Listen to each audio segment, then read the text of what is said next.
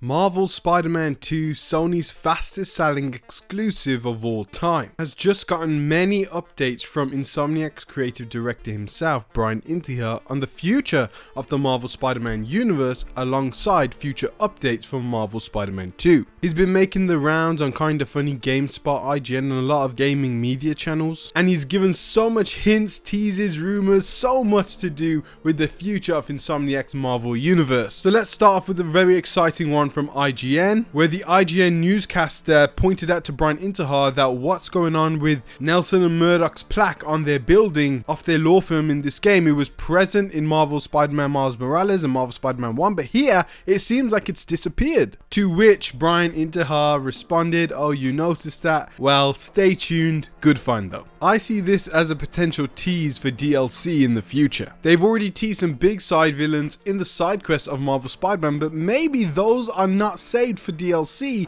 and something like this Daredevil Easter egg is. Not only that, but could this lead to a potential Daredevil game? I don't think so, but I hope that it is DLC." Brian Intihar was also asked on the Kinda Funny spoilercast what he thinks about the Spider-Man 1 DLC and what he thought of its reception. Brian Intihar did say that he saw Spider-Man 1's DLC, The City That Never Sleeps, as a success. He also said how people shouldn't have expectations that the DLC should be the length of a main campaign, but overall he saw Marvel Spider-Man 1 DLC as a success, so hopefully we can get a Spider-Man 2 DLC, which has been teased so much in those side quests, and now with that Daredevil Easter egg. There was also a very interesting thing he says when they started to talk about the dialogue of the side quests and how there was more work to be done when writing this dialogue for both Miles and Peter for the side quests they can both do. And as he was talking about that, he said could be more soon, very cheekily, so that kind of also hints for more DLC content for Marvel Spider-Man 2, where there's a new side quest that both Miles and Peter could interact with. He also went to talk on about the Avengers in this universe. Kinda Funny asked him whether they thought about kicking around the idea of having the Avengers show up alongside Spider-Man for these massive threats, and Brian Intihar actually surprisingly said no, and the reason why is because of the expectations that they didn't want to tease them and not execute on them 100%. And I think we see the dire consequences of this when we look at something like the Marvel's Avengers video game. A lot of people found that they were not executed on 100%. Some of them didn't feel like those Avengers because of the MCU having such an influence on the mainstream Avengers and how they are perceived to the public. And Insomniac right now are balancing so many different Spider-Man characters, it would be hard to get some of these Avengers done and actually take the time to really do them right. So don't expect the Avengers to show up in any future content for Marvel Spider-Man 2. However, I do think there's massive potential to see a couple of them in Marvel Spider-Man 3, as it is being described as the end game, and those were Brian Intihar's words himself. Another massive reveal for the Marvel Spider-Man 2 and its universe is that both Spider-Man and the upcoming Wolverine game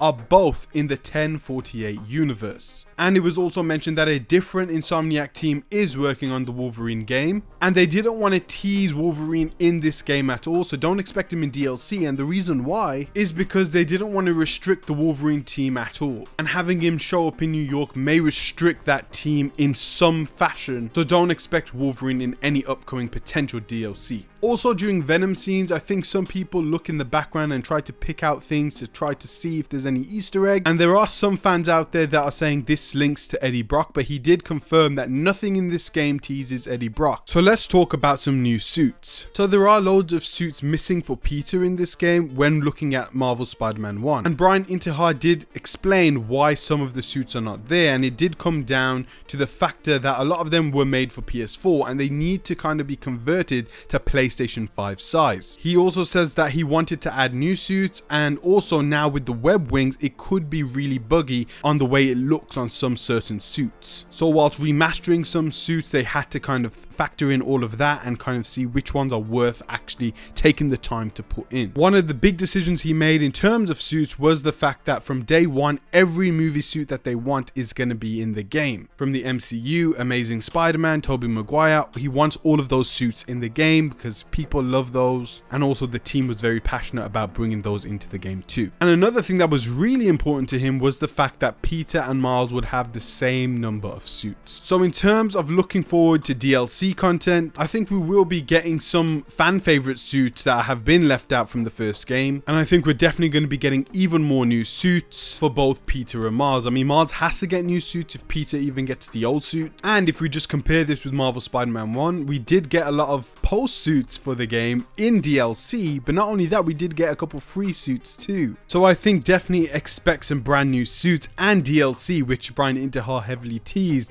in the spoiler cast. He also gave an update on New Game Plus mode and said yes, it is coming. It's coming very soon. And in my last Marvel Spider-Man 2 update, we did see the tweet where he said it would be coming before the end of the year, and hopefully we should be getting mission replayability by the end of the year. Even though he did not say that, that could fall in 2024. Also, in regard to the latest patch where they tried to fix the spider cube glitch, I've seen in the comment section below that a lot of people have still been experiencing the spider cube, so hopefully Insomniac fix that soon. Also, if we go to the Marvel Spider-Man 2 support page and we look at the FAQ section, we can see a couple things that could be added post-launch. The two FAQ questions are: I can't change the weather or time of day in the post-game, and I can't change my symbiote ability colors in the post-game. And what it says once clicking on these things is that we do appreciate your feedback, and if you would like to submit feedback, please do so via the submit a request button above. So if enough people have the same issues or want the same things, I'm sure Insomniac will be adding that post-launch to Marvel Spider-Man 2. Okay, so now I want to go into some heavy spoiler territory. On the Kinda Funny podcast, when he was asked about Carnage, he did say that it felt like main content, and that's because of the amount of work and preparation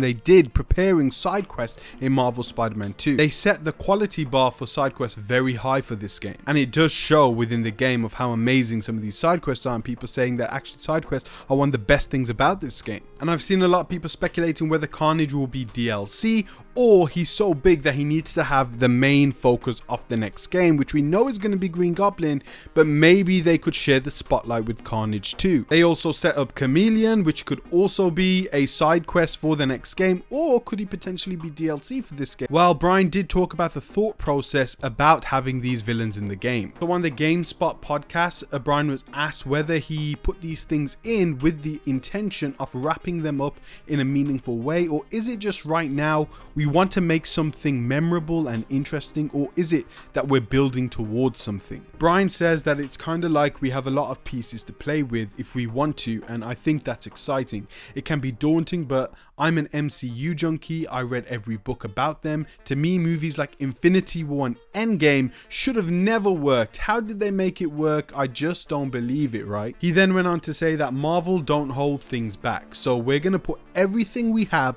to make the best game possible now, and we'll deal with it later. I'll deal with it later. I would rather have that challenge. So they wanted to put as many amazing things into one game because they may not have the opportunity to make another game. If this game failed, then they would have never been able to do Carnage in a third game. However, this game has seen massive success, so it's all good. He also says when talking about the future that there is a roadmap of where we want to go, but it does bend and nothing is set in stone. So things could change. Maybe they did have the intention of making Carnage DLC, but now seeing the reaction to Carnage, you know what, let's put him in the third game. Let's make him central next to Green Goblin. We also know that Insomniac really does listen to fan feedback, and they even teased a Venom game if fans wanted it, and we know that fans definitely want that, especially having Venom playable for just one mission. It made a lot of people go over the moon, including myself. And we also know, just like Spider-Man, Venom is so popular in the mainstream, especially thanks to the Venom box office movies. So a Venom game would absolutely sell so well and make Insomniac and Sony so much money. But those were the updates for Marvel Spider-Man 2 so far. We've done videos on Marvel Spider-Man 3 too, because Brian Intihar gave so much information away about that. I also want to say that I am working on a Patreon and I want to do exclusive content for that, so stay tuned for more information about that, and please subscribe. I know we've got so much new viewers from all these Spider-Man videos, and I will be continuing to do more updates upon Spider-Man and also the Batman Arkham games and so much other superhero games. We talk about so much other games like The Witcher 4, Cyberpunk, Ghost Recon, Metal Gear, Splinter Cell, so many amazing upcoming games. Go ahead and look at my channel and just scroll through the videos. You see so many other different things that you probably would love, so please consider subscribing, and also please consider hitting that like button because it does let this video go out to a wider audience. Guys, thank you so much for watching. Peace out, God bless. Go ahead and check out my other videos in the description and pinned comment section below, and I'll see you all in one of my next videos. Take care, guys.